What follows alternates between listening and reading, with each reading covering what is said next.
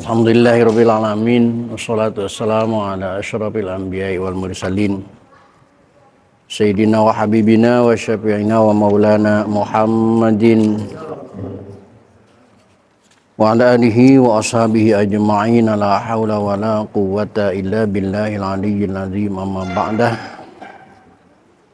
Qad qala ta'ala fi ayatihil karim, a'udzu billahi minasyaitonir rajim. Bismillahirrahmanirrahim.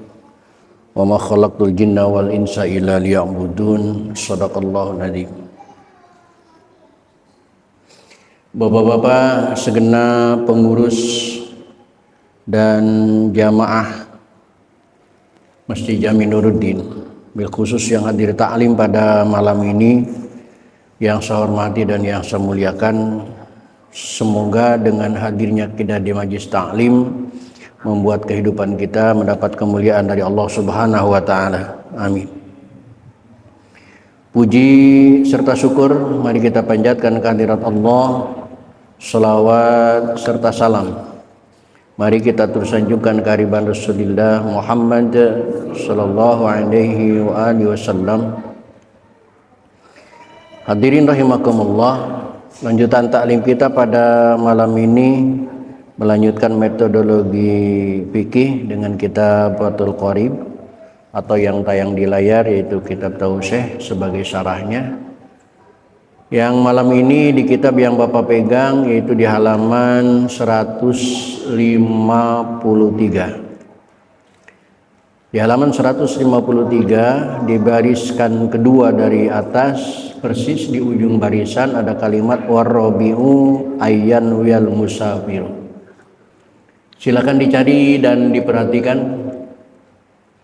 dan kita buka saja ta'lim ini dengan sama-sama membaca Ummul Quran surah Fatihah, seraya berharap kepada Allah Subhanahu wa taala semoga dengan asbab membaca Fatihah Allah berkenan mengampuni dosa dan kesalahan yang pernah kita lakukan di masa lalu kita. Amin. Terutama untuk kedua orang tua kita, keluarga kita, saudara-saudara kita muslimin dan muslimat yang sebagian besar mereka sudah ada di alam barzah. Semoga diampuni semua dosa dan kesalahannya oleh Allah dan terima amal ibadahnya oleh Allah Subhanahu wa taala. Dan bagi kita yang masih hidup dengan niat akan selalu hadir di majlis ta'lim, mudah-mudahan Allah berikan kepada kita panjang umur yang disertai dengan sehat walafiat, dihiasi dengan rezeki yang jembar. Keluarga kita semoga menjadi keluarga yang soleh dan solehah semuanya. Bisabati Rasulillah wa bibarakati mu'alif hadal kitab wa bisiril Fatihah. A'udzu billahi minasyaitonir rajim. Bismillahirrahmanirrahim. Alhamdulillahi rabbil alamin. Arrahmanir rahim. Maliki yaumiddin. Iyyaka na'budu wa iyyaka nasta'in. Ihdinas siratal mustaqim. Siratal ladzina an'amta 'alaihim ghairil maghdubi 'alaihim waladdallin. Rabbil alamin. Silakan diperhatikan halaman 153 baris kedua dari atas.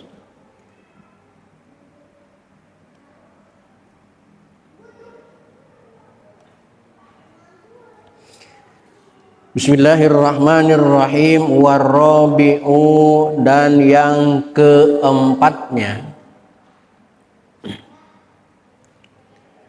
ayyanuyal musafiru, ialah harus berniat orang yang musafir, al-qasra, akan mengqasar, lissolati, sholatnya, ma'al ihrami, bersama takbiratul ihram, biha, pada sholatnya. Syarat qasar sholat dalam perjalanan kemarin ada 5 syaratnya. Yang pertama, perjalanannya bukan sebuah maksiat. Yang kedua, perjalanannya menempuh jarak 80 km kurang lebih. Yang ketiga, sholat yang bisa dikosor dalam perjalanan adalah sholat yang ada, sholat yang dilakukan hari itu, saat itu. Tidak boleh mengkosor sholat dengan mengqadha sholat yang sudah ketinggalan kemarin. Yang keempatnya, syarat kosor itu ayyan wiyal musafiru, orang yang musafir, orang yang sholat dalam perjalanan itu harus meniatkan kosor dengan bersama takbiratul ihram di sholat tadi. Jadi ketika dia melaksanakan sholat dohor di kosor, maka ketika dia usalli fardhu dhuhri sudah masuk kosron. Kalau jama berarti kosron majmu'an ma'al asri, kosor jama dengan asar. Karena sholat itu boleh dilakukan dengan 4 cara. Yang pertama normal, yang kedua hanya kosor, tidak jama, silahkan. Yang ketiga jama, tidak kosor, silahkan. Yang keempat jama dan kosor, silahkan. 4 model sholat itu. Nah ini yang kosor itu, syarat yang keempatnya harus diniatin kosor dimulai dari takbiratul ihram. Makanya kalau Bapak kemarin nyimpen lembarannya, saya tuliskan ketika kita sholat zuhur, usalli fardhu dhuhri qasron majmu'an ma'al asri rakaataini lillahi ta'ala, yang artinya sejak saya sholat zuhur dikosor jamak dengan sholat asar 2 rakaat makmum karena Allah Ta'ala. Jadi udah kosor dan juga jamak.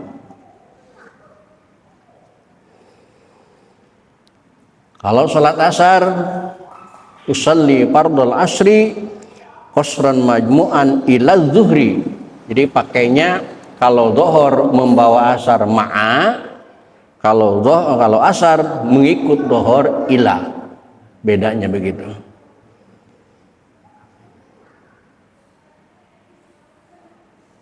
Nah, nanti ada syarat jama. Jama itu ada di bawah nih.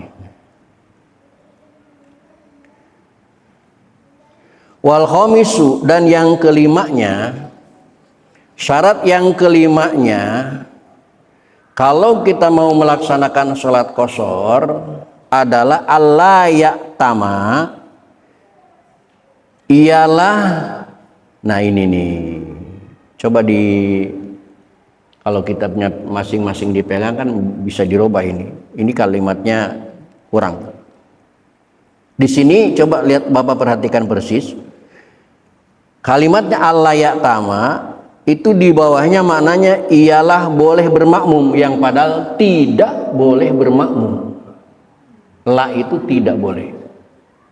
Artinya yang kelima, untuk melaksanakan sholat kosor kita tidak boleh bermakmum fi juz'in min sholatihi, di dalam 1 juz dari sholatnya, bimukimin, kepada orang yang mukim, itu tidak boleh. Iya. Nah, karena kalau itu terjadi, kita sebagai tamu sholatnya kosor, dohor kan 2 rakaat. Makmum kepada orang yang mukim sholatnya sempurna. Orang yang sholat sempurna itu kan dohor pasti 4 rakaat. Begitu 2 rakaat kita kan selesai. Sedangkan yang mukim belum selesai. Masa makmum salam duluan? Enggak ada ceritanya makmum salam duluan mendahului imam. Kalau imam salam duluan, yes oke, itu seringkali terjadi karena makmumnya makmum masbok. Tapi kalau makmum salam duluan, masa ada imam masbok? Maka di sini katakan tidak boleh bermakmum ia fi juz'in, dalam 1 juz min sholatihi, dari sholatnya, bimukimin, kepada orang yang pribumi, nggak boleh. Maka kalau kita di rest area mau sholat kosor, ada orang yang sholat, lihat dulu ini sholatnya kosor apa enggak. Kalau sholatnya qashar boleh bermakmum. Bahkan kalau dia belum sholat, kita lebih baik nanya dulu, Pak, qashar apa enggak? Gitu. Kalau dia sholatnya sempurna seperti normal, seperti biasa, itu kita tidak boleh berjamaah dengan dia, karena akan terjadi ketimpangan. Berarti baiknya itu sholatnya terpisah kali ya? Baiknya terpisah. Bahkan di suatu daerah, saya pernah korban musim batu cincin. Saya pernah sholat di Season City. Itu pengurus Season City bagus, steril, pengurus masjidnya. Dia habis sholat berjamaah itu tidak langsung pulang, tapi dan nongkrong di masjid memperhatikan orang yang sholat berjamaah. Ketika ada orang yang masih berjamaah, tetapi sebelum selesai berjamaah yang satu dia ada mendirikan lagi berjamaah, dia samperin, dia larang makmum ke sana gabung. Tidak boleh ada dua jamaah dalam satu masjid. Itu bagus banget. Bagus banget itu. Di Season City, di masjid di lantai 10 kalau nggak salah masjid itu. Nah, begitu saya kebetulan pulang dari Kulon, mampir ke situ sama teman-teman, sholatnya sholat qashar. Karena kebetulan belum sampai ke rumah baru, mampir di situ dulu, ya sholat qashar. Begitu saya sholat, dia nyamperin saya. Ah, Ustaz, jangan itu, gabung. Anak sholat qashar. Baru dia paham ya. Paham. Kalau sholat qashar memang tidak boleh berjamaah bersama orang yang sholat sempurna. Nah, dikata mukim di sini itu sebenarnya biman sholatahu biman yusolli, yakni kepada orang yang sholatnya sholatan tamatan dengan sholat yang sempurna, walaupun dia bukan mukim, walaupun dia bukan pribumi, walaupun bukan penduduk setempat, tapi kalau sholat sempurna tetap kita tidak boleh. Ini terjadi di rest area. Di rest area kan bukan orang situ semuanya, tapi lihat dulu sholatnya sempurna atau tidak. Kalau dia sholat sempurna, kita tidak boleh berjamaah sama dia. Maka sebaiknya nanya dulu sebelum sholat, Pak, qashar apa enggak? Dia bilang, saya tidak qashar sempurna, jangan bermakmum. Tapi kalau dia menjawab, ya kita qashar aja di perjalanan, oke, bermakmum. Nah, kalimat-kalimat sholatan tamatan liyashmulal musafirul muhinu, karena mencukupi mukim kepada musafir yang menyempurnakan sholatnya. Walaupun musafir, tapi kalau sholatnya disempurnakan itu juga tidak boleh.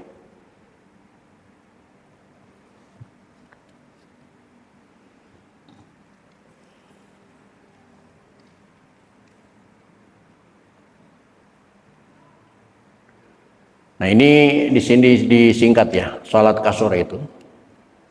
Seperti nawaitu usolli dzuhra maqsuratan lillahi ta'ala. Usolli dzuhra maqsuratan lillahi ta'ala. Kalau kita kan pengennya yang panjang-panjang. Pasti kalau kita tulis tulisan kita bukan begini. Usolli dzuhra maqsuratan rakaataini ma'muman, kalau kita kan ini singkat usolli dzuhra maqsuratan atau usolli salat as-safar. Silakan pilih salah satu niat yang ada di sini. Usolli dzuhra maqsuratan atau usolli salat as-safar atau usolli dzuhri rakaataini wa ilam yanwi tarakhusan, walaupun tidak niat tarakhus. Di anal qasr khilaful asli fahtajali sarafil amrin.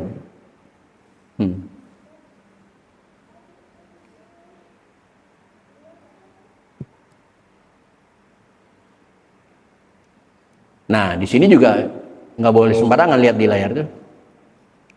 Wa alayatama, kita tidak boleh bermakmum biman jahulah saparuhu, kepada orang yang kita tidak tahu dia saparnya deket apa enggak. Ya, kalau kita tahu dia saparnya dari Jakarta umpamanya sesuai dengan sapar kita melewati 100 km, silahkan. Tapi kalau kita tidak tahu, sama-sama di rest area, kita tidak boleh berjamaah, karena kita tidak tahu dia barangkali cuma lewat bom bensin aja sekalian sholat, padahal nggak jauh dari situ. Jadi saparnya nggak 85 km, nggak memenuhi syarat, nggak boleh sembarangan. Miman jawal saparuh. Wa in bana musafiran, walaupun dia kita tahu dia musafir, tapi kan kita nggak tahu saparnya kok sapar jauh apa enggak. Karena sapar dari sini ke Cikupa kan udah sapar, tapi nggak memenuhi syarat sholat qashar. Hati-hati. Jadi enaknya ya memang berjamaah sesama rombongan kita aja sebenarnya.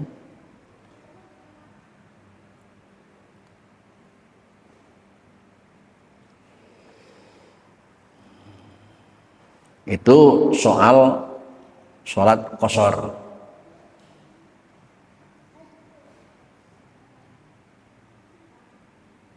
Sekarang kita masuk kepada jamak.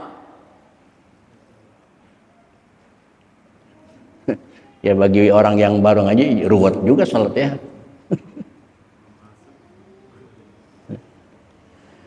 Dan juga wayajuzu, dan boleh lil musafiri, bagi orang yang bepergian, saparon tawilan, dengan bepergian yang jauh, mubahan yang dibolehkan, kayak kemarin, ayyajma'a, mengumpulkan baina sholatai zuhri wal asri, antara dua sholat zuhur dan sholat asar. Jadi di sini udah ditentukan jodohnya zuhur dengan asar. Berarti kalau zuhur dengan asar, maghrib dengan isya. Jangan dibalik, asar dijamak dengan maghrib, lalu isya dijamaknya dengan apa? Udah jodohnya zuhur dengan asar, maghrib dengan isya. Baik takdiman, dengan jamak takdim, itu dilaksanakan di waktu yang pertama, di waktu qidam, di waktu dahuluan. Berarti kalau zuhur dengan asar dilaksanakan di waktu zuhur, kalau maghrib dengan isya dilaksanakan di waktu maghrib. Wa takhiran, dan juga boleh dengan jamak takhir. Kalau jamak takhir berarti kalau antara zuhur dengan asar dilaksanakan sholatnya di waktu asar, diakhirkan. Kalau antara maghrib dengan isya berarti dilaksanakan diakhirkan di waktu isya. Itu jamak takhir. Wahua, dan itulah makna qaulihi, arti perkataan Kimusoni, pi waktu ayyihi masya'a, pada waktu yang mana saja ia mau. Silahkan, mau jamak takdim silahkan, mau jamak takhir juga silahkan. Fa insya'a, lihat di layar. Fa insya'a, maka kalau dia mau jama'ahuma, menjamak dua sholat tetapi waktil ula, di waktu pertama, fayakunu takdiman, maka kejadiannya disebut jamak takdim. Wa insya'a, dan kalau dia mau jama'ahuma, menjamak dua sholat ini pi wakti saniyati, di waktu yang kedua, fayakunu, maka adanya jamak itu disebut takhiran, jamak takhir.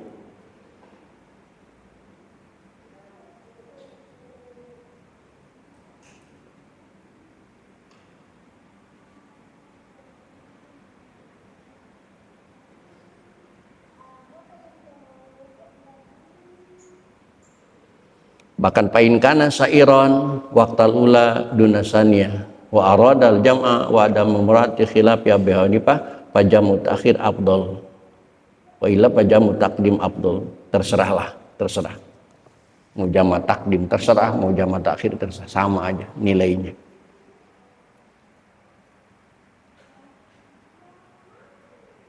Tapi lebih utama jamak takdim.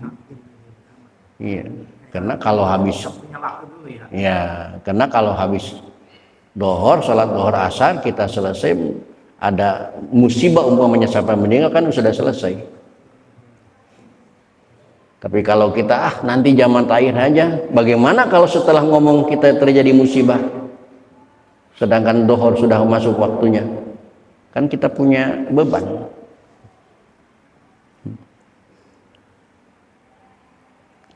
Wa ayyajma'a, dan boleh menjamak ya musafir baina sholatail maghribi wal isya'i, antara dua sholat maghrib dan sholat isya. Dan begitu juga takdiman, dengan model jama takdim, wa ta'khiran, dan dengan jama takhir. Wa huwa, dan yaitu makna qaulihi, ialah makna perkataan kemusannif, fi ayhi masya'a, di waktu mana saja kita berkehendak silahkan. Baik di waktu maghrib dia dengan jama takdim, apa di waktu isya dengan model jama takhir.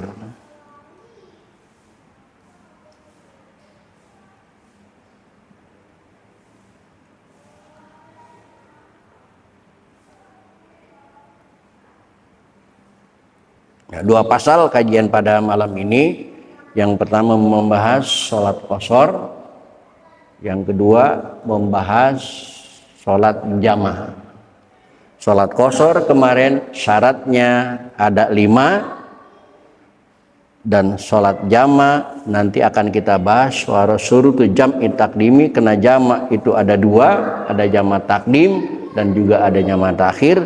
Maka setiap pasal memiliki syarat masing-masing, baik jama takdim maupun jama takhir. Insyaallah akan kita lanjutkan pada pertemuan yang akan datang.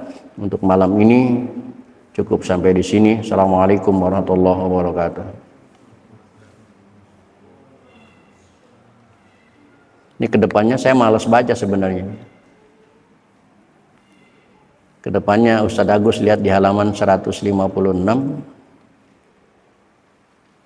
Dengan sebab hujan aja sebenarnya udah boleh jamak. Cuman kalau dibuka untuk masyarakat tadi dimanfaatkan. Halaman 56 baris kedua. Wa yajuzu lil hadiri, dan boleh kepada orang yang hadir di rumah, al muqimi mukim fi waqtil matar, pada waktu ayyajma'a bainahuma, mengumpulkan menjamak antara Dhuhr dan asar. Jarang Ustadz yang berani ngomong ini, nanti akibatnya fatal. Baik hadirin, untuk malam ini cukup sampai di sini. Assalamualaikum warahmatullahi wabarakatuh.